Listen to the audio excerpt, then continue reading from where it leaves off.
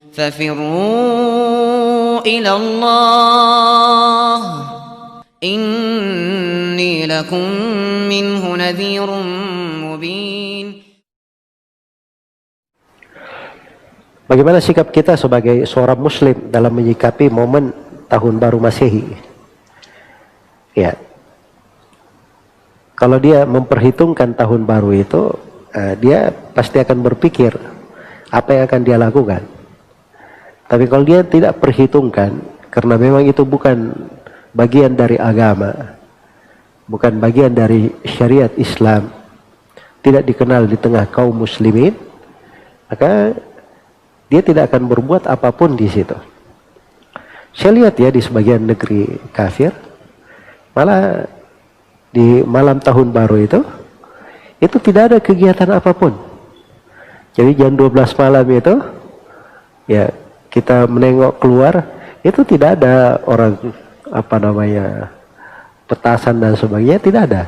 Padahal ini negeri kafir. Ya, tapi mereka bukan ahlul kitab, negeri kafir ini. Bukan ahli kitab. Tidak ada yang melakukannya. Karena itu bukan kebiasaan mereka. Karena itu sebenarnya di tengah umat Islam ini menjadi masalah karena mereka dijajah oleh kebiasaan bukan dari agama mereka. Akhirnya tersibukkan dengan hal tersebut. Iya. Nah, ketika muncul masalahnya tersibukkan, orang-orang mulai bikin berbagai kegiatan di dalamnya. Ya. Jelas ya? Nah, ini adalah yang keliru dalam hal yang seperti ini. Tapi sepanjang itu masalah terjadi di tengah kita, ya kita harus berikan solusi. Solusi yang pertama, untuk hal yang seperti ini, kita harus selalu mengingat bahwa seorang muslim itu tidak boleh menyerupai orang kafir dalam bentuk apapun.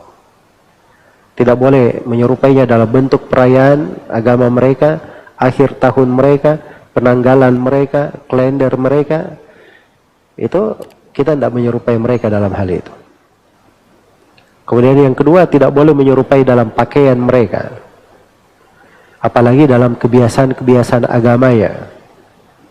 Ya, memberi salam Natal dan sebagainya, itu hal yang diharamkan, tidak dibolehkan. Jadi yang berkata silam pendapat itu orang-orang belakangan yang tidak mengerti. Ya, kalau para ulama terdahulu itu sepakat. Kalau sudah terjadi kesepakatan di masa dahulu, ada yang menyelisih di belakangan, itu tidak dikatakan silam pendapat, tapi dikatakan mereka menyelisihi kesepakatan. Orang yang menyelisihi kesepakatan. Dan orang yang menyelisihi kesepakatan itu selalu keluar dari jalan yang lurus. Tidak benar. Orang yang menyelisihi kesepakatan.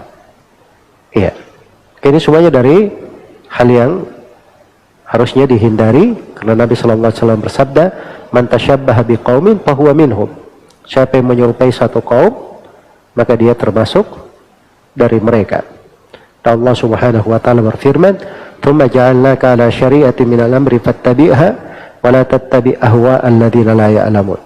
Kemudian kami jadikan engkau Nabi Muhammad di atas sebuah syariat dari perkara. Ikutilah syariat itu.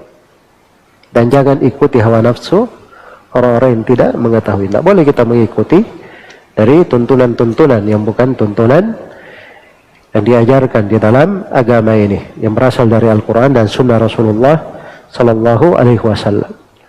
Semoga Allah memberi taufik kepada semuanya. Wallahu ta'ala.